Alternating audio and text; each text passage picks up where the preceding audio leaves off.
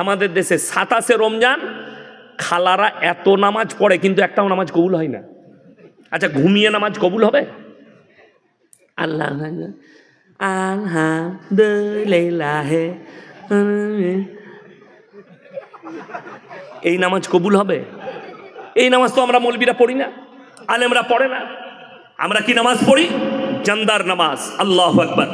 আলহামদুলিল্লাহি রাব্বিল আলামিন আর রহমানির রহিম মালিকি ইয়াউমিদ্দিন ইয়্যাকা না'বুদু ওয়া ইয়্যাকা নাস্তাঈন। যখন নিদ্রা আসে আমরা নামাজ ছেড়ে বিছানায় যাই, ঠিক কিনা? আর আপনি হালা ঘুম এলেও ছাড়বো না। এই আমাদের মা বোনেদের খুব ভালো দিন আসছে, রমজান মাস। সবাই রোজা রাখবেন তো? জোরে বলুন ইনশাল্লাহ। আচ্ছা, 5 ওয়াক্ত নামাজ পড়া ফরজ না ফরজ নয়? হ্যাঁ, ফরজ। এই গোটা ইলেমবাজার থানায় যদি সমীক্ষা করা হয় 100 জনের মধ্যে 80 জন বেনামাজি আছে। ঠিক বললাম না ভুল বললাম? এবং এদের মধ্যে আবার একটা দল আছে। আমাদের দেশে 3টে কোয়ালিটি আছে নামাজির। কটা? 3টে। একটা হচ্ছে 5 ওয়াক্তের নামাজি, আলহামদুলিল্লাহ, তারা মসজিদে হাজিরি দেয়। একটা জুম্মার, আর একটা ঈদ আর বকরা ঈদের। এই ঈদ আর বকরা ঈদের মালগুলোই বেশি ঈদের দিনে লাপায়। হ্যাঁ, আমি যেখানে নামাজ পড়াই 15টা গ্রাম নামাজ পড়ে, তা নামাজে দাঁড়াবো তার আগে এসে বলছে হুজুর নিয়তটা বলে দেন। তো আমি মোটেই বলবো না। আমি বললাম সানা জানিস? আতা তু কিছুই যাই না। আমি তুই গিয়ে খালি মাথা ঠকবে, তোর এমনি হয়ে যাবে। তোর এমনিও হবে না, অমনিও হবে না। নিয়ত নিয়ে কি করবি? আর 30 সেকেন্ড ইমাম লেট করে দিয়েছে, দিয়ে তার নামাজ ছাড়া গেছে, মানে 30 সেকেন্ড আগে জামাত দাঁড়িয়ে গেছে। তো তার যদি একটু ছাড়া যায়, নামাজে পড়ে আমি ছাড়া গেল, আমরা কি করবো বল? তুই জীবনে নামাজ পড়ি না, তুই ঈদ নিয়ে কি করবি বে? কথা বুঝতে পারেননি? ও জীবনে নামাজ পড়ে না, ঈদের নামাজ নিয়ে তুই কি করবি? তোর পড়া না পড়া দুটোই সমান। কোন রকমে এসে জুড়েছিস ওইটা। এই কুরবানির দিনে দেখবেন, বাকরা ঈদের দিনে ইমামের খালি সালাম ফিরাটা, ও লুঙ্গি ধরেই আছে। আত্মা এত পড়ছে,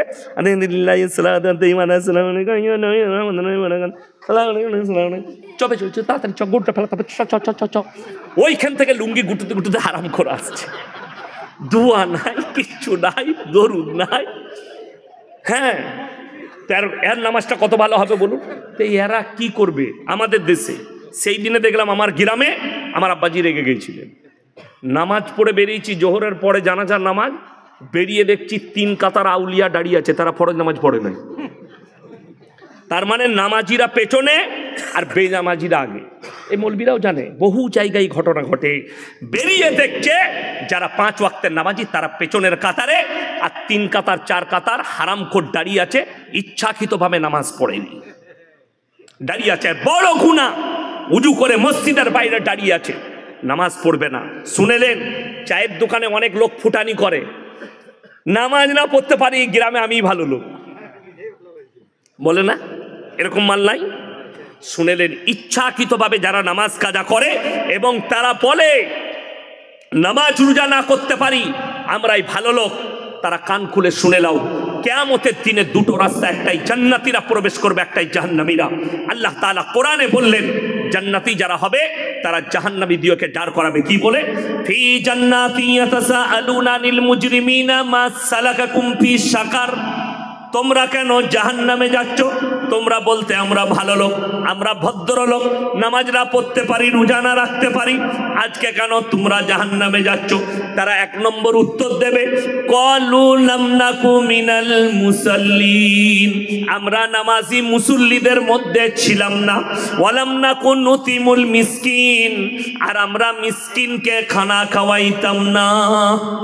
এই মিসকিন আর ফকিরের পার্থক্য আমাদের সমাজের লোক জানে না, আলেমরা ছাড়া। কেন? আপনি জানতে চাননি? কোনোদিন জিজ্ঞেস করেছেন এই মৌলবিদিকে, মৌলি সাহেব একটু বলে দেন তো হুজুর, ফকির আর মিসকিনের মধ্যে পার্থক্য? ফকির মানে যার কাছে কিছু আছে। এই বোম্বেতে গত বছরে ধরা পড়েলো, ওই হাজি আলীর রাস্তায় ভিক্ষা করে, কিন্তু পুলিশ যখন যাঁচ করলো তার বাড়ি থেকে 5 কোটি টাকা বেরিয়েছে, ভিক্ষা করে জমা করেছে 5 কোটি। তার মানে ফকিরের কিছু আছে। আর মিসকিন মানে নিঃস্ব, কিচ্ছু নাই, এলেম বাজারে হাটে শুয়ে থাকে, তার কিচ্ছু নাই, লোকে পয়সা দিলে তার দিনে খাবারটা জুটে, এর নাম মিসকিন। আল্লাহ তাআলা বললে তারা মিসকিনকে খানা খাওয়াইতে উৎসাহিত করে না। আপনি রাস্তায় যাচ্ছেন ইলেম বাজারে, কোনো মিসকিন আছে, বাচ্চা ছেলে, তার কেউ নাই, সে নিজেই জানে তার বাপ মা কে, সে আপনার কাছে হাত পেতেছে, দাদা কিছু দাও, ভোগ লেগেছে, তার মাথায় হাত বুলিয়ে দোকানে নিয়ে গিয়ে পেট ভরে খাইয়ে দেন। মিসকিনকে খাওয়ানো হবে। তারা বলবে আমরা মিসকিনকে খানা খাওয়াইতাম না, তাই আল্লাহ আমাদেরকে জাহান্নামে পাঠিয়েছে। ওয়া কুন্না নাখুদু মাআল কাঈদিন, এটা সবথেকে প্যাথেটিক এবং মারাত্মক।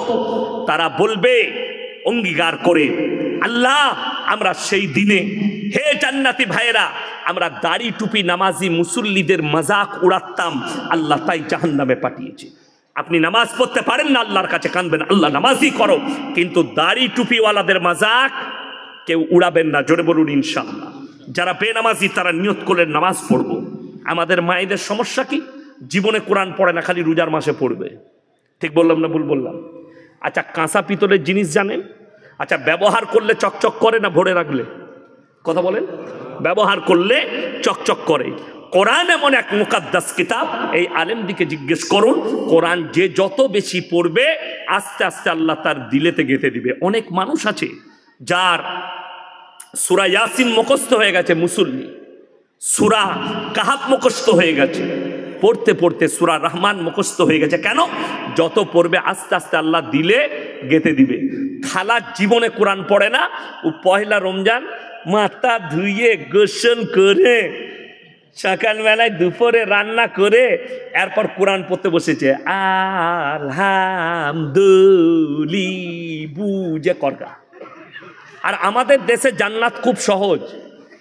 পুরো রমজান মাস কোরআন পড়লো, 27 রমজান হাফেজ সাহেবদের বাজার লাইকে, হাফেজ সাহেবরাও চিন্তায় পড়ে যায় আমরা ইমামরা, যে আল্লাহ দোয়াটা কি করে করব। কেন বলুন তো?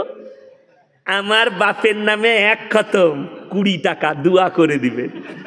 গোটা গাঁয়ের মেয়েরা দিচ্ছে, এরপর 500 মেয়ে দোয়া করতে দিলে হাফেজ সাহেবকে পাইকিরি দোয়া করতে হবে না? হবে না?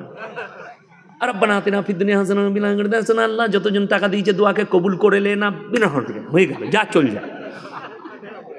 কত দুঃখ, আপনি কোরআন পড়েছেন, আপনি নিজে দোয়া করতে পারেন না, হাফেজ সাহেবের উপরে ভরসা। কষ্টটা ওই জায়গায়।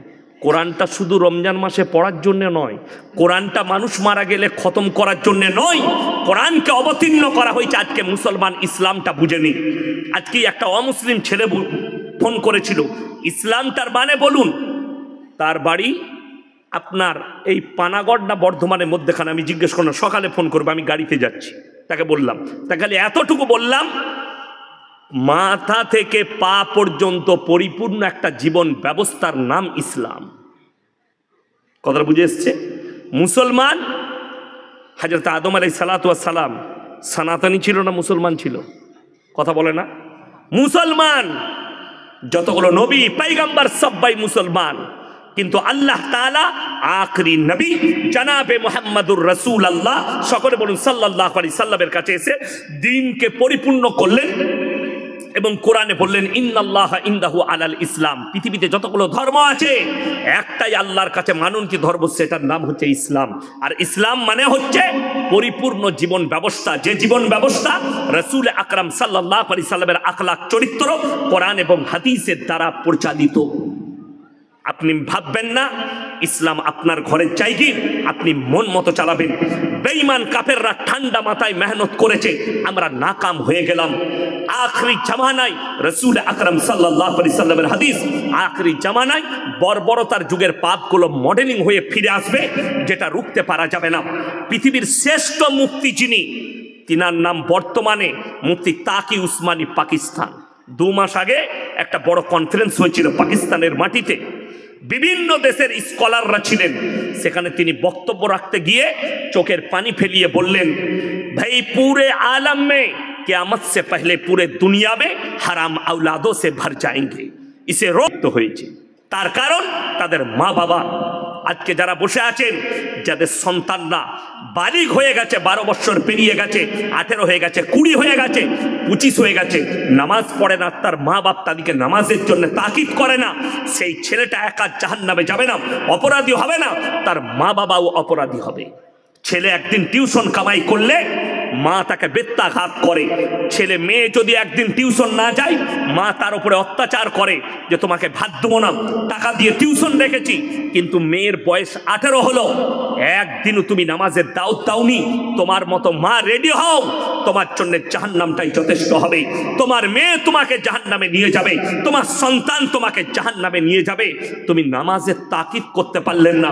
মুসলমান দাবি করছে হারামখোর, অথচ নামাজ পড়ে না। মুসলমান দাবি করছে অথচ আলেমদের বিরোধিতা করে, কোরআনের বিরোধিতা করে। আপনি তাকে মুসলমান কি করে ভাবলেন? আমি চ্যালেঞ্জ ছুড়ে বলে গেলাম, যারা কোরআনের বিরোধিতা করবে, যারা রসুলের বিরোধিতা করবে, যারা আল্লাহর বিরোধিতা করবে, তারা কখনো মুসলমান হতে পারে না। তারা মুশরিক, তারা বেঈমান, তারা কাফের। সে যদিও মুসলিম ঘরে জন্ম নেয়, মুসলমান ঘরে বসবাস করে, তারপরেও তাকে মুসলমান বলা যাবে না। এটা লেখে নিয়ে যান। বেঈমান কাফেররা কত ঠান্ডা মাথায় কাজ করেছে বলে দিই। তারা নাম রেখেছে ভ্যালেন্টাইন ডে, 14ই ফেব্রুয়ারি, কাজ হচ্ছে জিনা করা। আমরা বলিনি, মিডিয়ারা বলছে কলকাতায় একদিনে 26,000 খালি নিরোধ বিক্রি হয়েছে কন্ডম জিনা করার জন্যে। আপনি বোলপুর টাউনের মেডিকেল যেগুলো আছে, মেডিকেল স্টোর, তাদের কাছে সমীক্ষা করুন যে তোমার কত প্যাকেট নিরোধ বিক্রি হয়েছে, ওরা বলে দিতে পারবে। কতগুলো, কয়েক হাজার নিরোধ বোলপুরের স্টোরগুলোয় বিক্রি হয়েছে, কয়েক হাজার নিরোধ বর্তমান টাউনের স্টোরগুলোয় বিক্রি হয়েছে। এরা নাম রেখেছে ভ্যালেন্টাইন ডে 14ই ফেব্রুয়ারি, কাজ হচ্ছে জিনা করা। এরা নাম রেখেছে রোজ ডে, কাজ হচ্ছে জিনা করা। এরা নাম রেখেছে চকলেট ডে, কাজ হচ্ছে জিনা করা। আজকে কত দুঃখ লাগে, আপনি আপনার ধর্ম ওপরে সচেতন হলেন না। বোলপুরে প্রান্তিকে সব থেকে বেশি দামি রং খেলাটা হয়, হোলিটা হয় প্রান্তিকে, এবং সেখানে যদি 5,000 ছেলে মেয়ে থাকে, 2,000 খালি মুসলিমদের স্টুডেন্ট থাকে, ছেলে মেয়ে। এটা আমি চ্যালেঞ্জ ছুড়ে বললাম। আমার জানা আছে বর্ধমান থেকে কারা আসে, কোন গ্রাম থেকে কোন মেয়ে যায়। আজকেই আমাকে একজন ফোন করেছিল, আপনার গলসি থানায় বাড়ি? জি। আপনি আপনার গলসি থানার ব্যাপারে বলুন। আপনার থানায় মুসলিমদের মেয়ে টিকটক করছে শরীর দেখিয়ে। আমি বললাম এটার জন্য দায়ী আমি লয়। কথাটা ঠিক কিনা? আমি কি বক্তব্য শুধু আমার থানার লোকের জন্যে? কথা বলে না। আজকে যে কথাগুলো বলছি আপনাদের জন্য শুধু নয়, গোটা মুসলিম উম্মার জন্য বলছি, গোটা মুসলিম জাতির জন্য বলছি। এই বোলপুরে মুসলিমদের ছেলেমেয়েরা সেখানে হোলি খেলতে চায়। জেনে রেখে দিবেন, যে বাম মারা যাবার অনুমতি দিচ্ছেন, আপনার ছেলে একা মুশরিক নয়, আপনিও মুশরিক হবেন, আপনিও মুশরিক। আমি আপনাকে অনুরোধ করে বলে যাচ্ছি, সন্তানকে বাঁচান বেঈমান কাফেরের হাত থেকে। আপনি আপনার ধর্মটাকে সচেতন হন। আমার 1 লাখের বেশি জলসা ছুটছে, এতগুলো মৌলবি বয়ান করলেন, কেউ কারু দেবদেবীকে গালি দিল? কথা বলেন, কথা বলেন। আমি এখনো পর্যন্ত কারু দেবদেবীকে গালি দিয়েছি? আমার 1 লাখের বেশি বয়ান ছুটছে। কোনো আল্লাহর বান্দা, কোনো হিন্দু ভাই, কোনো দলিত ভাই, কোনো শিক্ষিত ভাই যদি একটা ক্লিপ বার করতে পারেন যে আপনি অমুক দেবদেবীকে গালি দিয়েছেন, বরঞ্চ আমরা মৌলবীরা বক্তব্য দিলে বলি, ওয়ালা তাসুব্বুল্লাযীনা ইয়াদউনা মিন দুনিল্লাহি ফায়াসুব্বুল্লাহ আদওয়াম বিগাইরি ইলম। তোমরা তাদের দেবদেবীকে গালি দিও না, তাদের ধর্মকে গালি দিও না যারা আল্লাহ ব্যতীত অপরের উপাসনা করছে। আমার ভাই, আমার বন্ধুগণ, তারা অজ্ঞাত অবস্থায় তোমার আল্লাহকে গালি দিলে তোমার ক্ষতি হবে। আমরা নিষেধ করি, অপরন্তু আপনাকে আমি অনুরোধ করে বলে যাচ্ছি, আজকে আমি ইয়াসিন জলসা করতে এসেছি। আব্দুল হাফিজ ভাই আমাকে চিনে, ভালো কথা। আপনাদের মধ্যে যদি কেউ বলেন আপনার পরিচয় কি, আমি আমার আব্বার নাম নেব না মায়ের, আব্বার। আমি যদি আব্দুল হাফিজ ভাইকে বলি আপনার ফুল পরিচয় কি, উনি ওনার বাপের নাম বলবেন না মায়ের? বাপের। বাবা যদি কারো মারা যায় তাও কি বলে আমি মৃত অমুকের ছেলে, ঠিক কিনা? মায়ের নাম কেউ লাই না। কেন?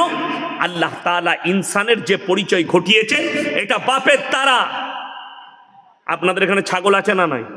আচ্ছা, ছাগলের ছানা হলে পাঁটার ছানা বলেন না ছাগলের? হাসছেন, কার ছানা বলেন? ছাগলের। গায়ের বাচ্চা হলে ষাঁড়ের বাচ্চা বলেন না? গায়ের বাচ্চা। আল্লাহ তাআলা জানোয়ারের পরিচয় ঘটিয়েছে মায়ের দ্বারা। আর ইনসানের পরিচয় হচ্ছে বাপের দ্বারা। বেঈমান কাফেরদের মেহনত শুনেলেন, এদের মধ্যে আর জানোয়ারের মধ্যে যেন কোনো ফারাক না থাকে। লন্ডন, আমেরিকা, জাপান, জার্মান, উত্তর কোরিয়া, দক্ষিণ কোরিয়া, ব্রাজিল, অস্ট্রেলিয়া, স্পেন, যতগুলো বেঈমান কাফের দেশ আছে তারা তাদের পার্লামেন্টে পাশ করিয়ে ফেলেছে, এরপর থেকে যতগুলো বাচ্চা পয়দা হবে তারা যদি ইচ্ছা করে মায়ের পরিচয় বাঁচতে পারবে। মা জিনা করবে, যে বাচ্চা পয়দা হবে তার বাপ প্রয়োজন পড়বে না, তার বাপের পরিচয় নয় মায়ের পরিচয়ে বাঁচবে। তাদের মধ্যে আর জানোয়ারের মধ্যে কোনো ফারাক থাকবে না। আর আল্লাহর কসম খেয়ে বলছি, ইসলামে হারাম করা হয়েছে কোন জিনিসকে? ওয়ালা তাকরাবুজ জিনা ইন্নাহু কানা ফাহিশা ওয়া সা সাবিলা। ব্যভিচার করা তো দূরের কথা, যে রাস্তায় ব্যভিচার হয় সে রাস্তার ধারে পাশে তোমরা যাতায়াত করো না। বর্তমানে সব থেকে দামি পতিতালয় এগুলো হচ্ছে পার্কগুলো। এক একটা টাউনে পার্ক করা হয়েছে, আমভাবে জিনা চলছে।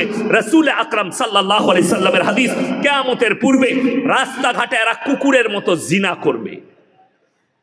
কষ্টটা কোথায় বলে দিই, আপনি শুনে যান, আপনার দিমাগ খুলে যাবে।